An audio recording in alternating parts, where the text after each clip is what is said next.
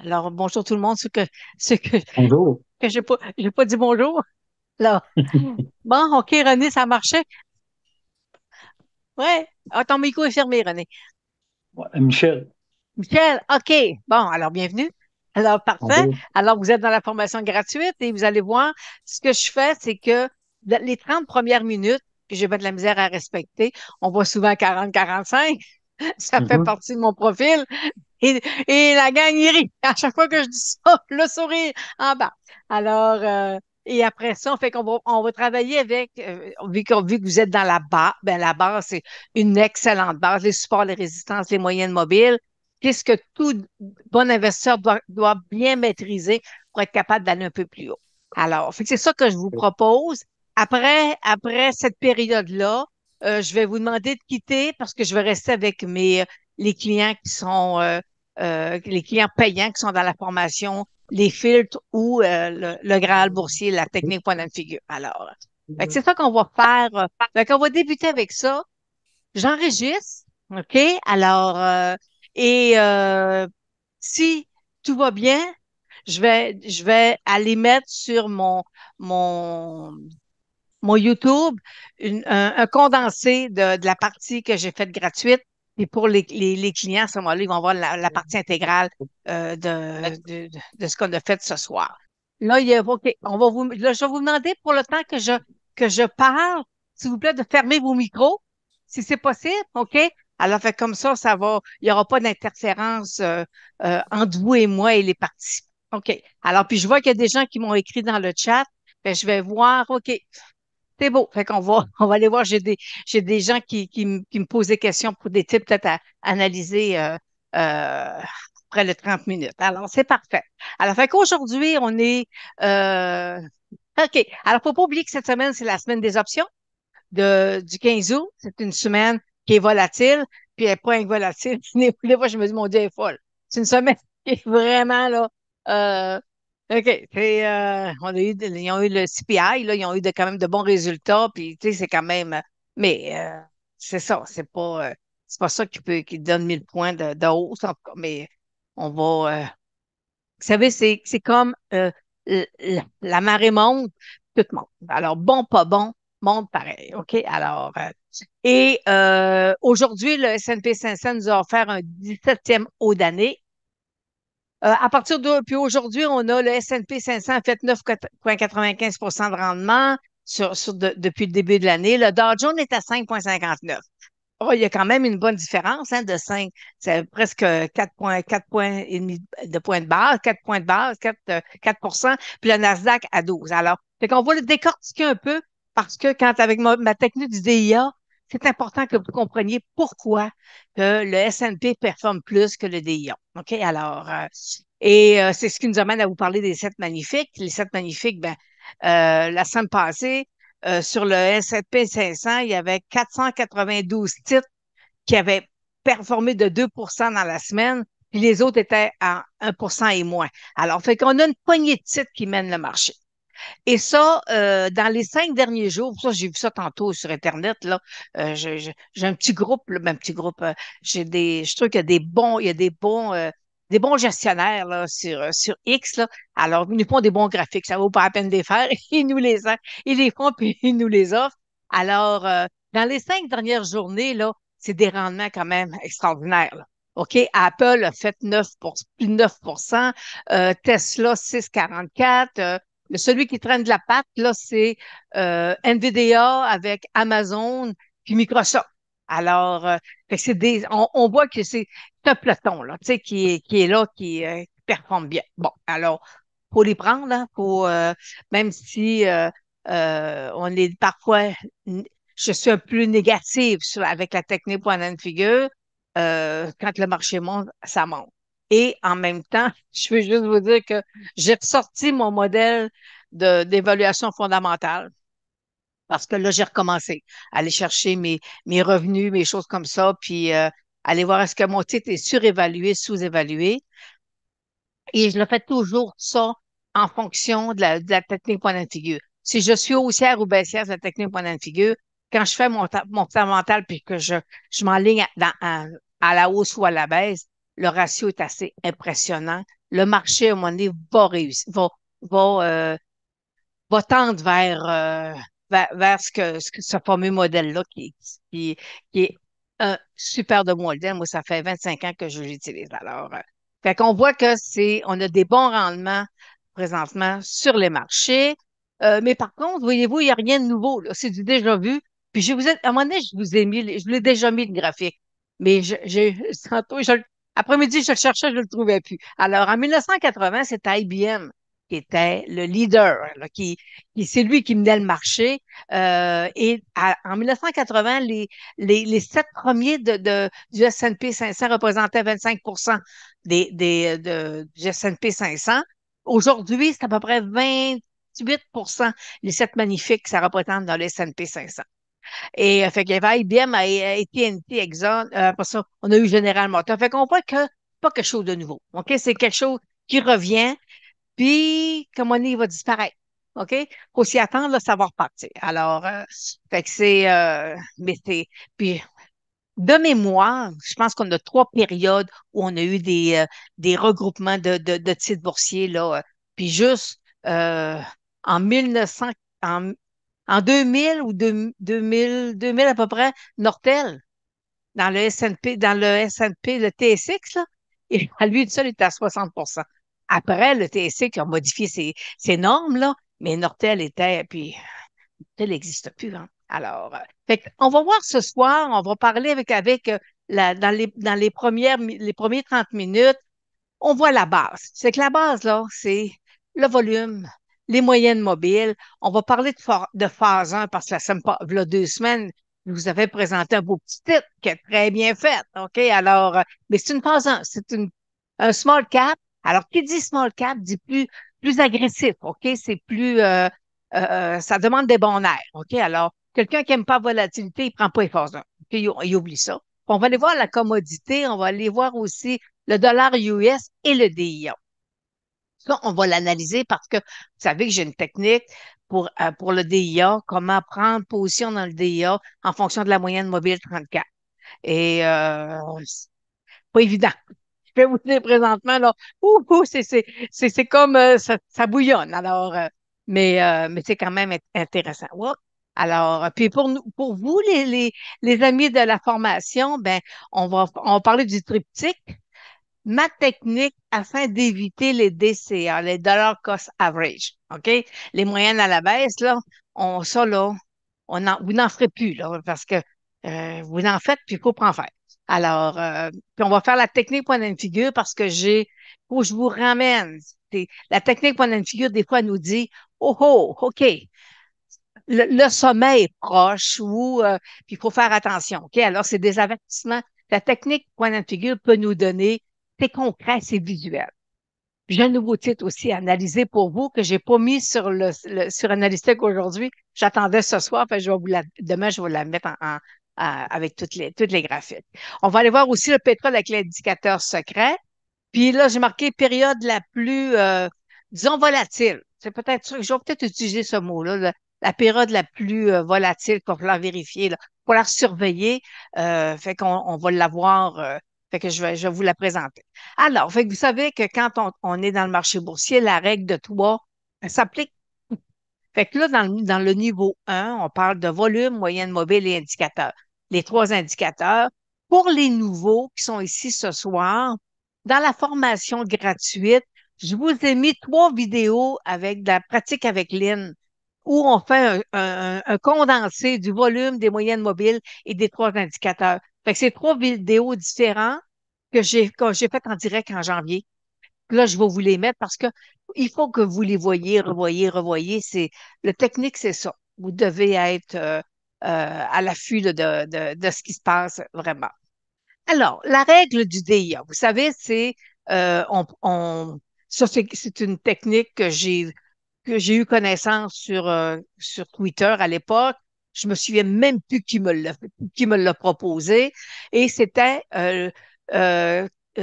quand tu prends un ETF comme le DIA ou le SPDR, le S&P 500, c'est que tu rentres au-dessus d'une moyenne mobile ou tu sors.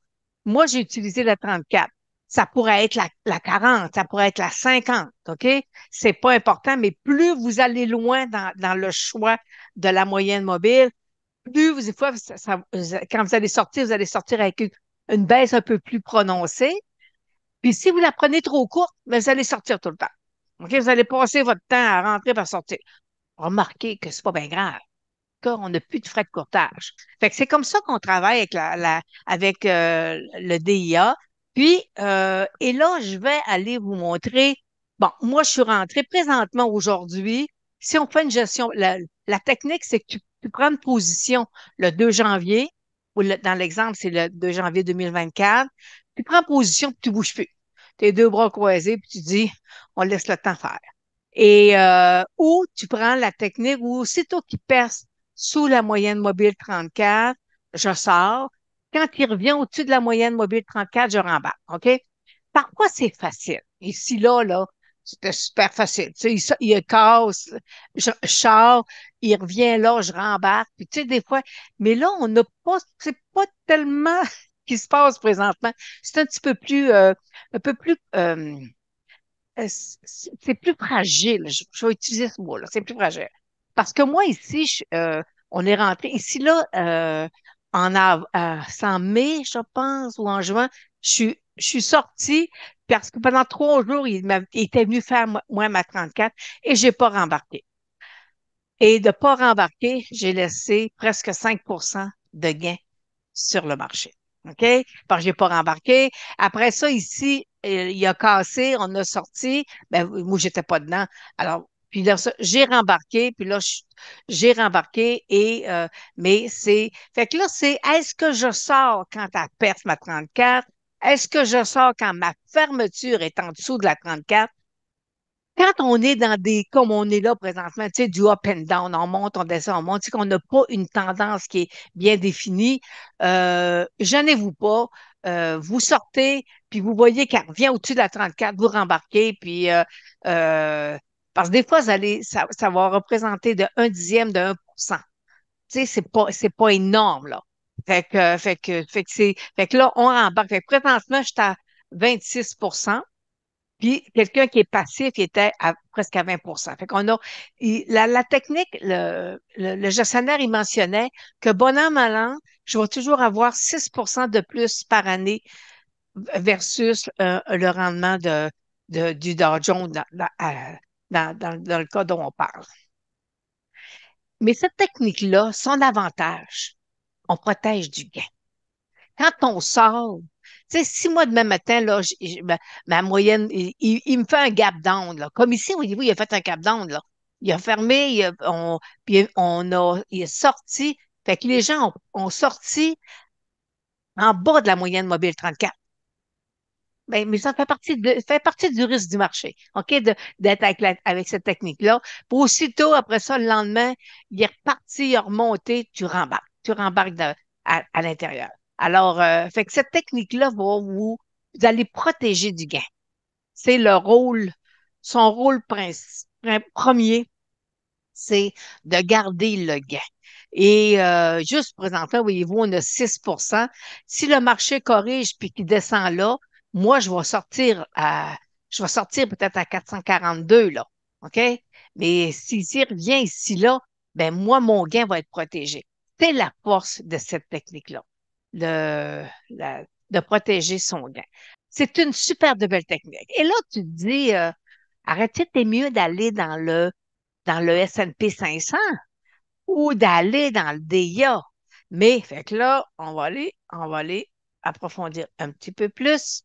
Le DIA versus, parce qu'on parle avec les spiders, le DIA du Dow Jones, puis le SPY du S&P 500. Qu'est-ce qui fait la différence? Pourquoi que le S&P 500 monte autant, puis le DIA, lui, monte pas autant? Pour la bonne et simple raison, c'est que dans le DIA, présentement, mon Microsoft domine versus le S&P 500. J'ai NVIDIA, j'ai Microsoft, j'ai Apple, j'ai Amazon, Meta Platform, puis Google. Hey, j'ai 6 chevaux, hein, qui sont là puis qui poussent, tandis que dans le DIA, j'en ai juste un. Alors, qui va arriver quand les sept magnifiques vont commencer à perdre un peu de force, un peu de, de, euh, de puissance, bien là, à ce moment-là, fort probablement, c'est ces titres-là qui vont donner la force au DIA. Alors, fait que il faut attendre qu'il y ait un transfert, OK?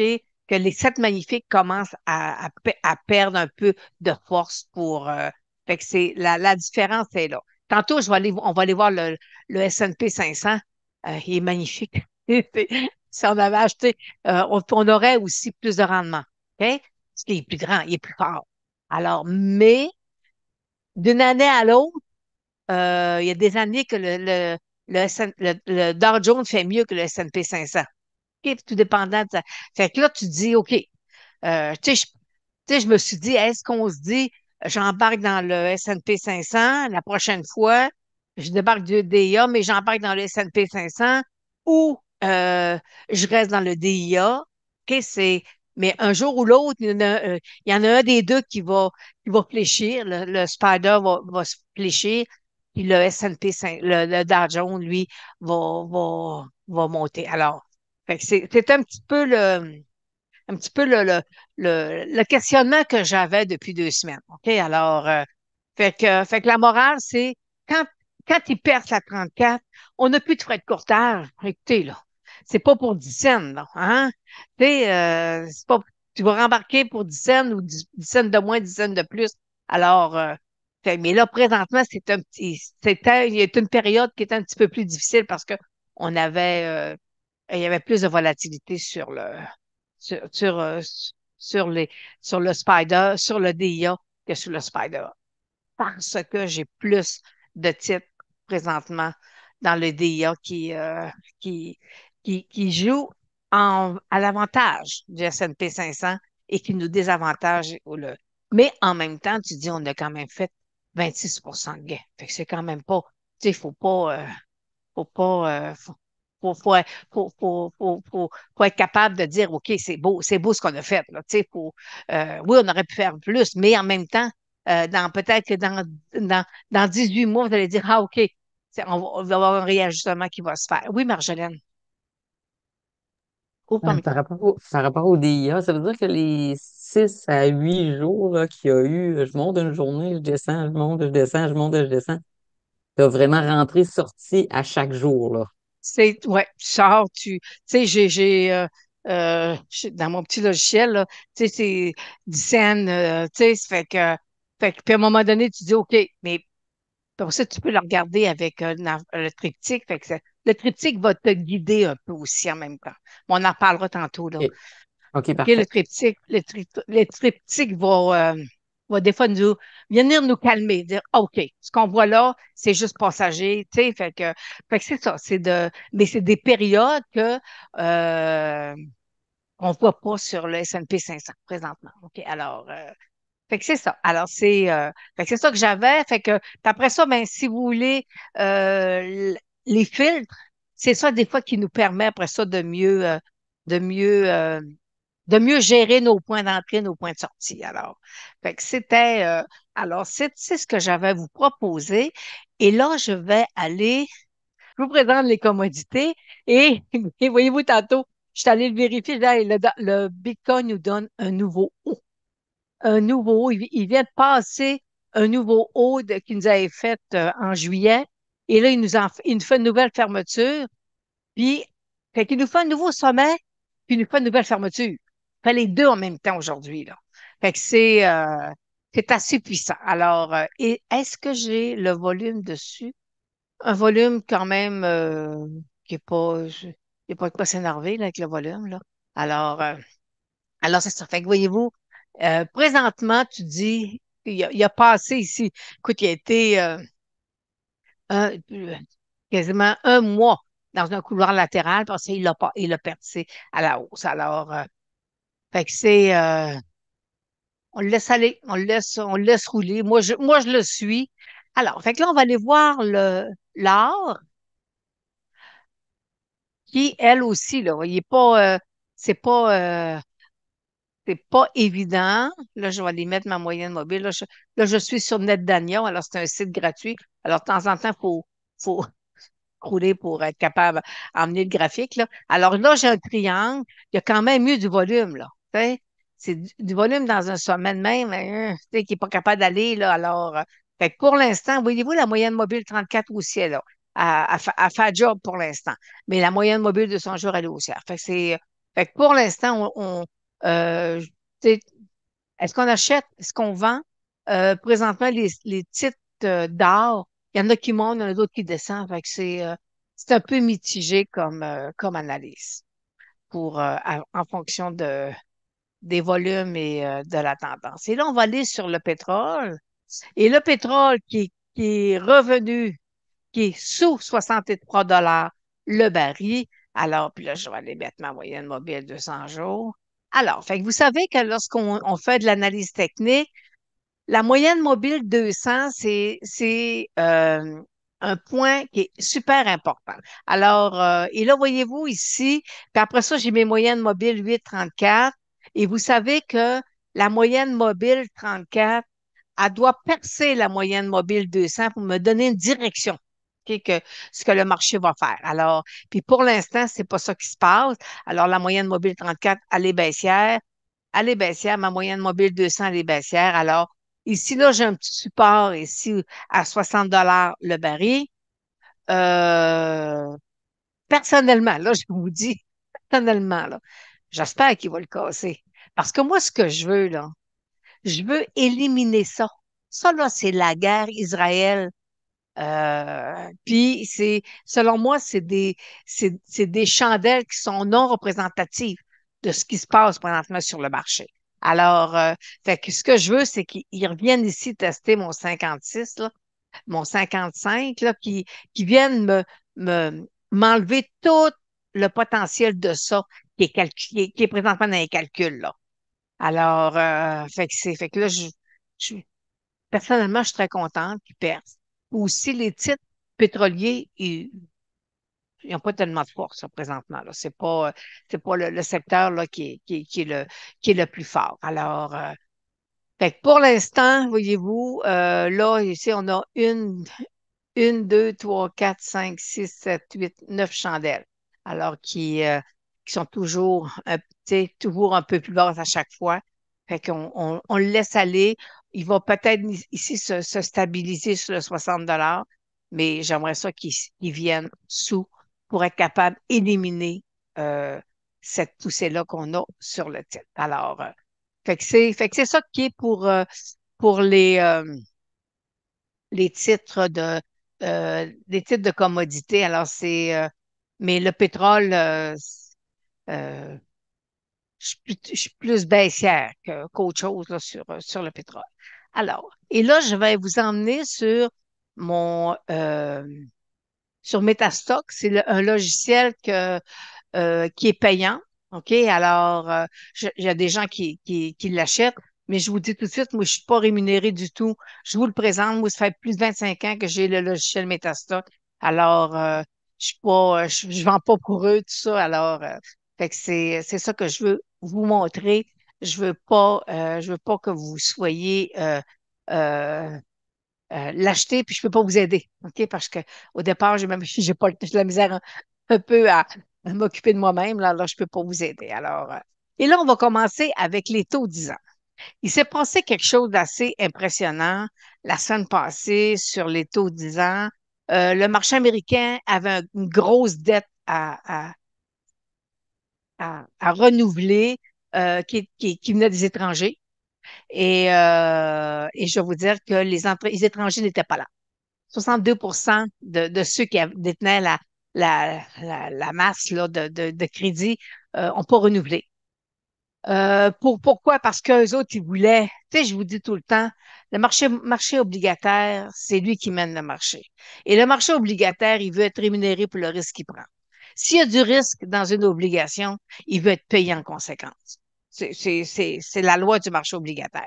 Et la semaine passée, voyez-vous, les taux de 10 ans ont cassé avant qu'ils... Et là, le marché étranger a dit non, nous, on renouvelle pas. Alors, fait qu'ils ont été euh, ils ont été obligés d'aller, les Américains, tous les fonds, qui ont racheté les obligations.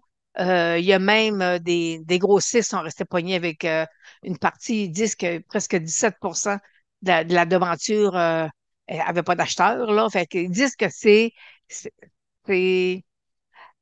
c'est impressionnant. Pour eux autres, c'est impressionnant et en même temps inquiétant.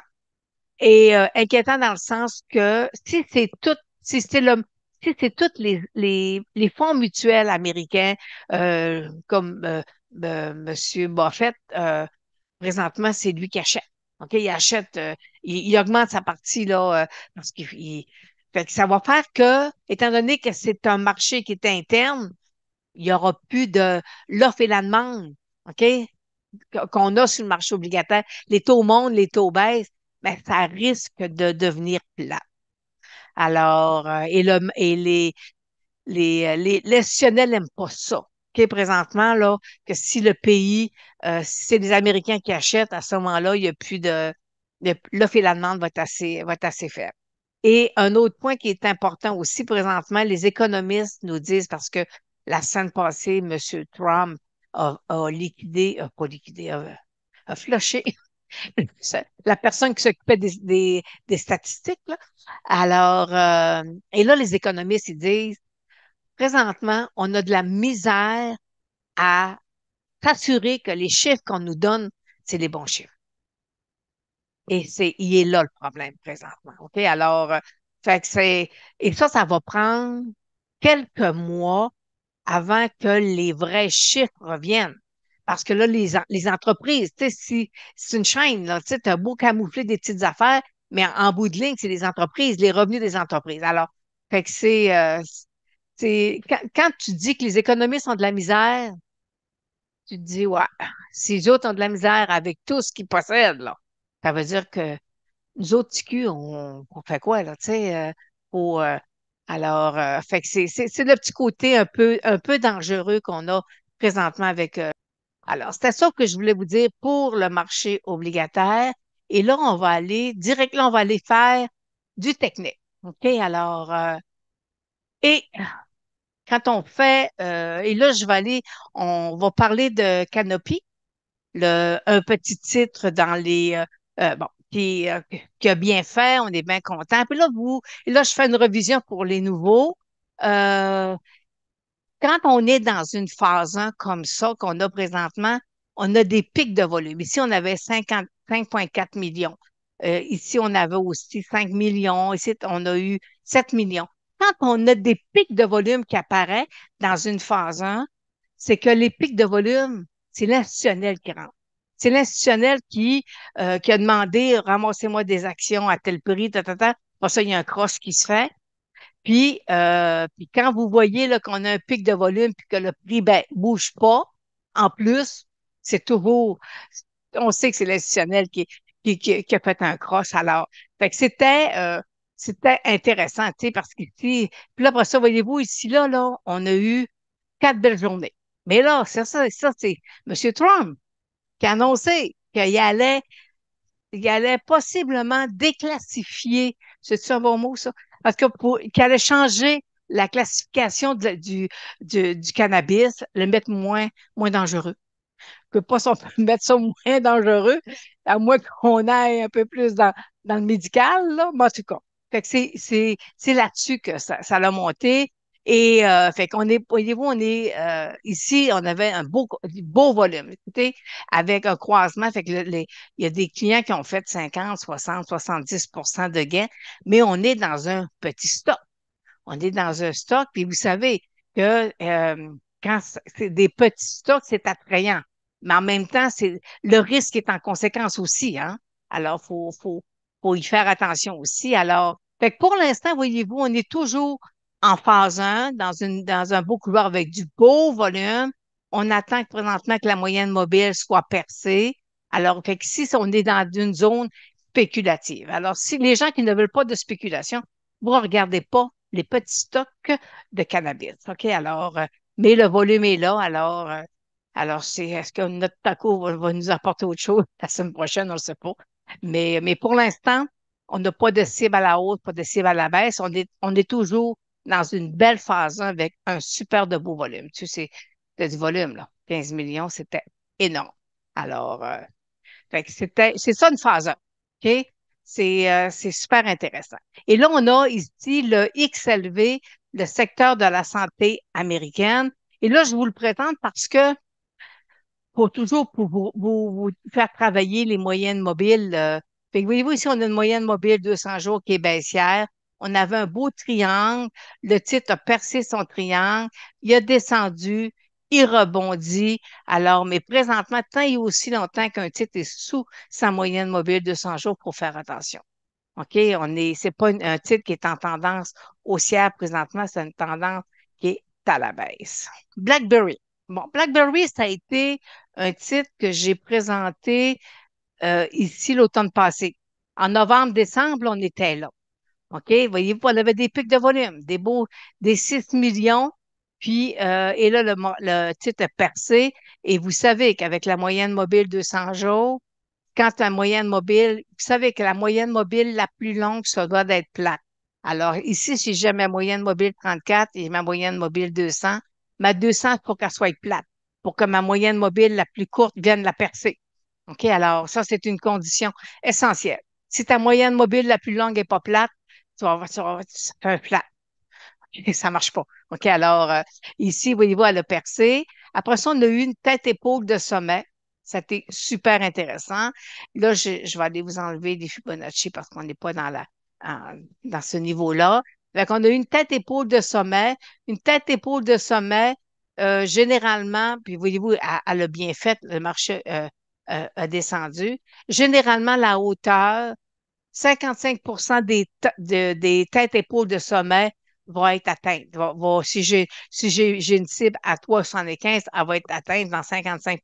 Sinon, ben, ça peut, tu sais, elle peut bouger autour de 75 à la baisse.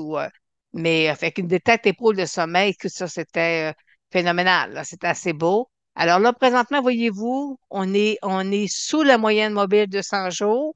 Il faut la laisser se ramener pour qu'ils reviennent, qu'ils croisent à la hausse, mais je vais avoir besoin de volume. Si le volume n'arrive pas, on ne touche pas.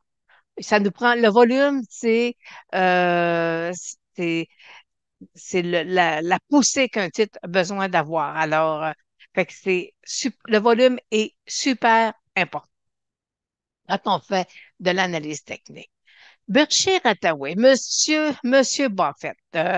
Présentement, voyez-vous, là, ça faisait longtemps qu'on n'avait pas vu Berkshire Hathaway sous sa moyenne mobile 200. Ça faisait très longtemps. Je vais même vous la montrer. Ça faisait très longtemps. Ça faisait 2 ans qu'on n'avait pas vu, puis il était venu faire un petit peu, puis après ça, il est reparti. Alors, fait que alors, fait que pour l'instant, ce qu'on on surveille, parce que là, j'ai un croisement d'ici de mes moyennes mobiles 8,34. Premier signal à la baisse. Après ça, mes moyennes mobiles 34 a percé ma 200. Puis ma 200, elle est plate. Alors, c'est là qu'on va voir est-ce que ma 200 va poursuivre. Alors, fait que si jamais il casse ici le 460, le support à 460, on peut s'attendre à revoir Berkshire Hathaway autour de 400 dollars.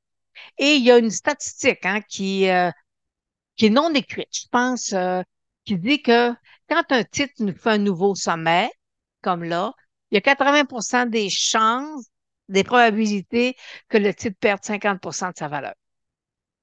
Fait que là, s'il est à 540, il pourrait descendre sous 300 à 270. Ça, c'est une statistique. Puis, des fois, c'est surprenant quand il se met à dégringoler comme ça, là, c'est surprenant que cette probabilité-là, elle arrive souvent sur les gros titres. Mais tu sais, c'est un titre je m'en vais, là. Tu sais, c'est un titre, là, en 2000, il était à 181 là. Tu sais, ça fait que c'est un beau titre. Sauf que présentement, euh, fondamentalement parlant, là, il y a une partie des titres qui sont sur le marché boursier. Mais Berkshire Hathaway a une partie des titres qui sont dans des compagnies d'assurance privées, des choses comme ça. Alors, il y a une partie du portefeuille qui est pas, ils étaient très touchés. Ils ont été très touchés par ce qui s'est passé là, dans le sud des États-Unis, les feux, puis tout ça. Alors, inondations et compagnie, là. Et le prochain, ah, ça, c'est le monsieur Georges. OK, tantôt, vous avez demandé. Bon, écoutez, c'est un jeune type. OK, j'ai pas de moyenne mobile 200 jours. OK? Moi, pas de moyenne mobile 200 jours, j'y touche pas. De titre, je touche pas. Parce que je suis pas capable de me guider par rapport à ce qu'il a déjà fait. OK? Alors, puis regardez ici, là, j'ai une moyenne mobile 34 qui est là, là. Fait que juste en voyant ça, je sais que c'est un jeune type. Un jeune type, je suis pas capable de l'analyser. J'ai besoin de minimum 2 ans de data pour dire que je suis capable de faire quelque chose.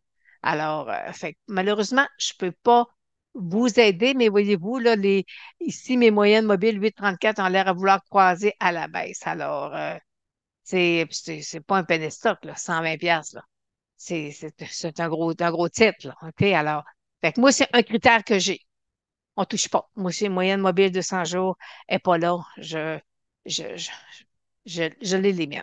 Alors, FedEx, qui est, voyez-vous, j'ai une cible à la baisse à 160 $. Il a cassé ici mon support, mais regardez, je suis toujours sous ma moyenne mobile de 100 jours, qui est baissière. Fait que là, tu sais, il va toucher, il n'est pas capable d'y aller.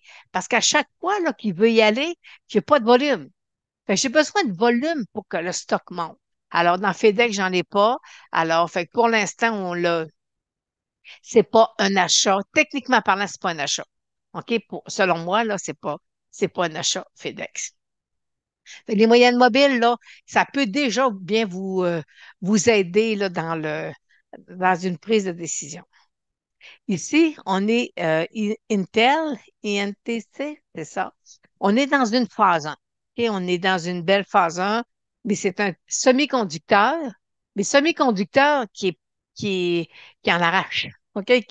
C'est pas, mais il était plus dans les ordinateurs. Hein? Alors, fait que pour l'instant, euh, même, il faut qu'ils reviennent au-dessus. Ici, là, j'ai eu un petit espoir qu'elle allait repartir à la hausse. On a eu du beau volume et volume à la baisse. Alors, fait que c'est pour vraiment, si je vais aller vous mettre ici, j'ai une phase 1, il faut vraiment qu'il perce ça pour y aller. Fait qu'il faut qu'il perce ma moyenne mobile 200. Après ça, il remonte, puis j'ai un gap à fermer. Alors, mais pour l'instant, c'est pour du swing trading. Pour, on l'analysera à court terme, là, puis on aurait eu un beau swing dessus, mais pour du long terme, c'est pas le point d'entrée qu'on recherche. Merck, une belle phase 1 aussi. Regardez, j'ai ma moyenne mobile de 100 jours qui glisse, que le titre est dessous, et j'ai une belle phase 1 ici. Et puis, oui, oui, oups, j'ai des beaux volumes. Des beaux volumes ici. Regardez, regardez, 60 millions, le stock, il bouge pas. C'est une petite affaire toute petite. Alors, fait que ça fait des points. Tu dis, OK, il y a du monde, il y a du monde l'institutionnel est à l'intérieur, qui nous fait quand même des beaux pics. Alors, mais pour l'instant, ma moyenne mobile, elle va s'aplatir. Puis après ça, mes moyennes mobiles 8,34 vont croiser, ils vont y aller à la hausse. Alors, ça va être super intéressant.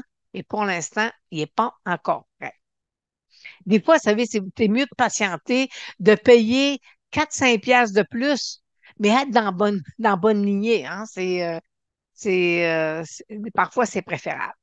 Microsoft, je vous le présente parce que, voyez-vous, Microsoft, ma moyenne mobile de 100 jours à la haussière, il a perdu sa place par rapport à NVIDIA. Puis, mais voyez-vous, ici, je suis dans un couloir haussier. Et présentement, ben, là, ça me passait, ben, il y a 2 semaines, quand il nous a fait un nouveau haut.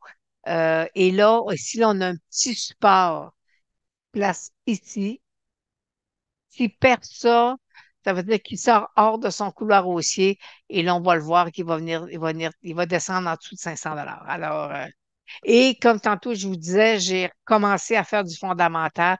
Fait que j'ai des gros titres que j'ai analysés. Puis présentement, j'ai pas de de titres avec une valeur intrinsèque là, qui est vraiment intéressante, tout ça. Présentement, c'est pas ça qu'on a.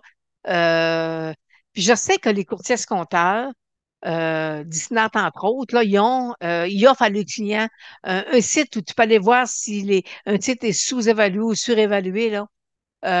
Moi, c'est une période, j'allais voir pour voir si j'étais dans le même lignée qu'eux. Puis, en fin de compte, on est à peu près pareil. OK? C'est pas, des fois, on n'a pas les mêmes cibles, mais si on est surévalué ou sous-évalué, à ce moment-là, on est à peu près dans la même tendance, là. Alors, fait que des fois, ça peut vous aider aussi à aller voir si un titre est bien évalué. Alors, fait que les courtiers compteurs le font. OK, on surveille c'est quoi, c'est 510, 515. Alors, on surveille, puis s'il casse ça, ben, techniquement, on va avoir un titre qui va baisser. NVDA, ben NVDA, vous savez qu'on a touché notre sommet. Et regardez présentement, la NVDA, il bouge pas, hein. Il fait pas, d'ailleurs, dans les 5 derniers jours, il était négatif, OK, par rapport à Apple, là.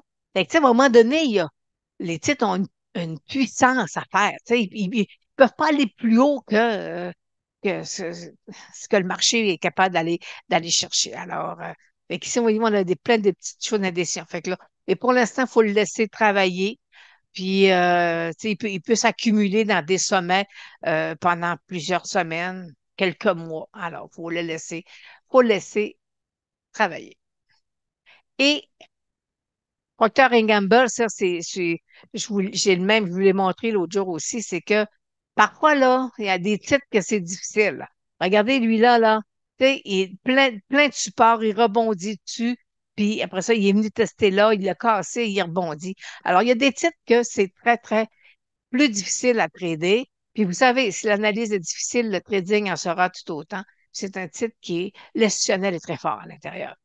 Fait que c'est plus difficile. Alors, fait que c'est des titres qu'on garde là, pour les gros portefeuilles. Alors, et Tilray, écoutez, Tilray, là, c'était des 13 millions de volume. C'était 37 millions que j'ai vu. C'était quelque chose, là. Il y a la semaine passée, là, mais c'est un penny stock. Écoute, il a descendu à 50 cents, là. Mais ce qui peut arriver, c'est il y ait un regroupement. Parce que quand il est en bas de 2 il est pas marginal. Alors, fait que s'ils veulent qu'il rentre dans des portefeuilles pour qu'il soit marginal, ils vont le regrouper. Ça peut être, euh, ça peut être une décision qu'ils vont peut-être prendre, là. Mais tu sais, regardez, là, quand c'est de 25 pièces à 50 cents.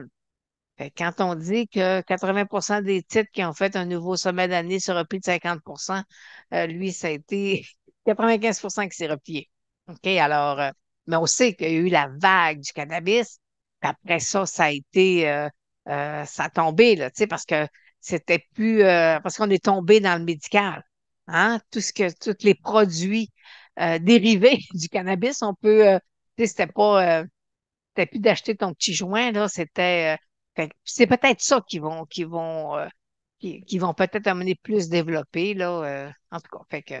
Mais Tilray, c'est une grosse compagnie qui a fait de l'acquisition de, là, 2, 3 ans, je pense, d'une bonne partie du portefeuille. Alors, fait que c'est ça. Fait qu'on était dans un secteur qui bougeait, puis c'était nos phrases, hein, qui nous ont emmenés là.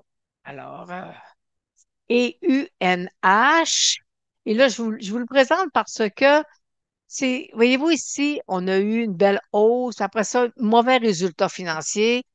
Puis regardez, la moyenne mobile de 100 jours, elle est vraiment là, très baissière. Alors, ça demande, puis les moyennes mobiles 8,34 sont baissières aussi. Et là, ici, on a un rebond. On a un rebond, mais avec juste c'est fait pour faire du swing, mais c'est quand même un stock à 250 OK, alors, t'en achètes pas 1000, tu sais, pour faire du swing. Hein? Alors, fait que je voulais vous le montrer parce que présentement, tu dis 290, c'est une résistance qui pourrait peut-être s'accumuler jusque-là. Fait que pour l'instant, il n'y a rien j'ai rien d'autre à faire avec le titre de Canopy, de UNH. Alors, fait Canopy, c'était un beau titre, c'était super intéressant avec croisant des moyennes mobiles. Alors, tout était là présent. Vu qu'on est sur le site, là, c'est que pour les nouveaux, c'est que j'ai analystech.com où c'est un site où on fait des suggestions de titres. Alors, fait que c'est peut-être là-dedans que j'avais. Ça, voyez-vous, c'est tout ce que j'ai fait aujourd'hui pour les clients. Alors, des cibles atteintes, des cibles. Il y a de la volatilité. Ouais, ouais, ouais. Regardez, là, la volatilité, tu sais, il fait un haut à 3,25, puis ça, il s'en vient à, tu sais, perd 75 cents, il perd quasiment 20 là. Fait que ça, c'est de la volatilité. Et là, je vais juste aller ouvrir, voir quelque chose. Hey, je vais juste aller me rafraîchir. Je peux pas te dire, Envoyez-moi un courriel parce que là, dans mes notes, je l'ai pas. OK? Alors, faut que... mais voyez-vous, regardez, belle moyenne mobile de 100 jours qui est quand même haussière, du beau volume et du volume à la baisse, hein? Alors, fait que je peux pas te dire... Présentement, je peux pas calculer avec le niveau 1 qu'on a là, présentement, avec les moyennes mobiles, comme là, tu sais, là, je vous sors, je tire une ligne de tendance à la hausse. Là, je vais aller me créer un couloir haussier. Il est là, je le sors. Il est sorti hors de son couloir, il revient. Alors, puis généralement, un couloir haussier, ça a tendance à venir à la baisse, mais je peux pas, faut que j'aille ailleurs pour aller chercher. Est-ce que, il y a peut-être, tu sais, dans la technique, les filtres, là. Alors, je peux pas aller là avec vous, parce qu'ici, on est dans les moyennes mobiles, les couloirs haussiers, couloirs baissiers, est-ce que mes trois indicateurs, on va aller voir les trois indicateurs, je peux vous en parler. On a une partie de la réponse. Voyez-vous ici, là, mes trois indicateurs, puis vous savez, hein, dans le niveau qu'on est là, les trois indicateurs, c'est lorsque mes trois indicateurs sont dans des sommets, ça veut dire que c'est ma règle de trois. Mes trois indicateurs me donnent la même tendance. Et après ça, ici, ils corrigent. Et mon MACD, c'est lui qui va me donner mon signal de baisse. Le croisement du MACD va venir valider que ma tendance, elle est vraiment enclenchée. Alors, fait que pour l'instant, avec les trois indicateurs, je suis capable de vous emmener, dire, bon, on est taux baissier sur le titre avec quand même du gros volume. Alors, fait que si je reviens ici, faut pas qu'il sorte hors de son couloir. OK? Alors, faut qu'il reste à l'intérieur. S'il sort hors de son couloir, ça peut être un petit peu plus problématique. Alors, c'était la partie présentement gratuite, là, la partie qui était pour les gens qui sont dans la formation gratuite. Ce qui est important, les moyennes mobiles, vous devez apprendre à travailler avec les moyennes mobiles, avec les trois indicateurs. Puis avec ça, vous êtes capable déjà de bien vous structurer. Mais pour aller capable d'aller chercher des cibles, aller chercher des fils, il faut aller dans la portion un peu plus suivante, là, puis je vais vous faire une offre là, pour jusqu'à à mi-septembre, pas à mi-septembre, début septembre, parce qu'après ça, l'offre elle va disparaître. Alors, fait que vous savez, ça prend, ça nous prend des fils pour être capable bien choisir nos points d'entrée et être capable de bien choisir nos points de sortie aussi. Alors, parce que les cibles, parce que je travaille toujours, j'ai toujours un point d'entrée, j'ai toujours un point de sortie, mais ça nous prend ça, OK, pour être capable, quand on rentre dans un titre, il faut savoir jusqu'où je peux aller. Alors, sur ça, c'est sur ça que se termine la partie des membres gratuits. Fait que là, je vais rester avec mes membres payants. Puis, puis la semaine prochaine, je vais vous en faire un autre. On va décortiquer. Vous devez voir vos moyennes mobiles. il faut travailler les moyennes mobiles.